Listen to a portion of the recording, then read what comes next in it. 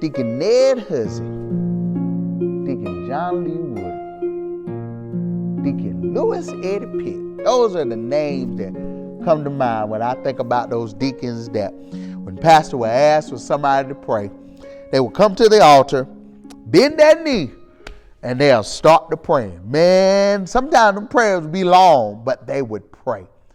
And they would pray corporately because I honestly believe they had spent some time with the Lord individually.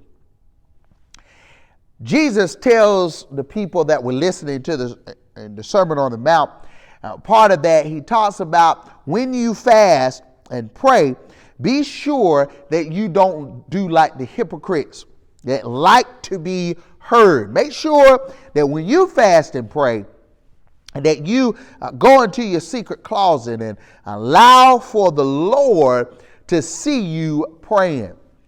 James tells us, when he wrote the letter, it's kind of funny that James was a half brother of Jesus, because he tells us, if there's any sick among you, take them to the elders of the church and let them pray. Then he goes on to say, the effectual, fervent prayer of the righteous availeth much. So it's not just about praying corporately. It's about being able to pray to the Father right by yourself.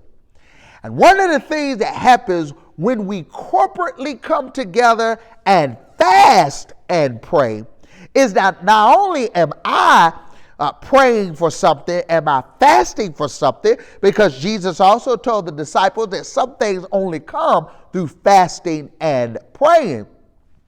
But also those that are touching and agreeing with me, oh man, we can move mountains together.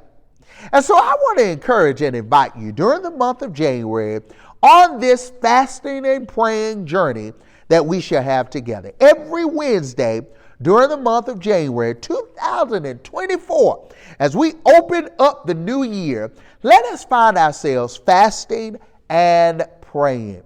We're going to fast and pray. We're going to fast from something that the Lord leads you to fast from.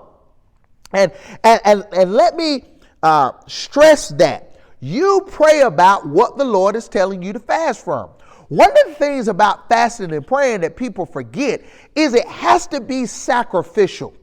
So, for example, if you don't normally eat breakfast, that's not what the Lord is telling you to fast and pray from. That's not what the Lord is telling you to fast from. Well, I'm just going to fast for breakfast because I don't normally eat breakfast anymore anyway, and I'm going to pray during that time. No. It's got to be something that is being made sacrificial in your life. One of the things that the Lord told me to fast from last week was sodas and lemonade and juice and things of that nature. And for 3 days, I could only, I could eat, but I could only have water for my drink. Now, I usually drink water, but I love a cold Mountain Dew. I love a good Arnold Palmer, as they call it up in Baltimore, a good half and half. I love, oh my gosh, some good half and half or some good lemonade. I love it. And so when I go to a restaurant, I don't pay for a cup of water. I'm going to buy a drink because it's going to come with the meal anyway. And so can you imagine going to Bojangles and having to either buy water or to get a cup of tea and then give it to somebody else? Oh my God. But I was sacrificing that because I was praying for something specific. And so I want to stress to you, those of you that are going to join us, that you ask the Lord, what do I need to fast from during this fasting and praying period so that I can seek God's face, so that when that temptation comes, I've got, oh Lord, you go ahead and help me through this one.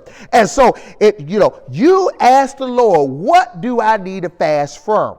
And then the praying piece is something that we can all do, but we want to be very specific. So every Wednesday, every week in January, we're going to focus on the 5 major areas of every individual's life. Their spiritual, emotional, mental, physical, and financial health and well-being. I want us to be finding ourselves focusing on those particular things, because as the Lord leads us during 2024, what does the Lord want to do in our lives? What does he want to do spiritually in my life? What does he want to do mentally with my mind, keeping me in my right mind? And so I pray that you will join us. You would ask the Lord, seek the Lord's face, be praying about, okay, how can I join in this fasting and praying period? What am I going to fast from? And I want to find myself being, getting into God's word. Every single year, most people make New Year's resolutions. I'm not encouraging you to make a New Year's resolution. I'm encouraging us to go through a fasting and praying period so that we can get closer to the Lord all year long. And so that if we fail in our New Year's resolution, if we fail within the first 2 weeks, all is not lost, because the Lord is going to continue to provide in our lives. So starting next Wednesday, which will be January the 3rd of January 2024, we want to be focusing on our spiritual well-being, praying for our spiritual life. What is God trying to show me spiritually? Not just through his written word, but what is he speaking to my heart?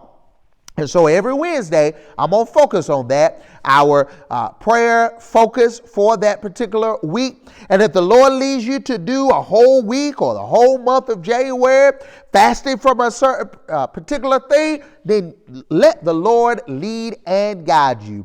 But I at least want us to join together every Wednesday, as Mother Mary Stevens would say, in the spiritual realm, we can be connected spiritually by finding ourselves fasting and praying every Wednesday, January of 2024. I look forward to hearing the testimonies that shall come from this. I look forward to God doing some awesome and amazing things that can only be done, as Jesus told the disciples, through fasting and praying. I'm reminded of the song as I close this message that said, pray for me, pray for me. When you bow down at the altar, please don't forget to pray for me.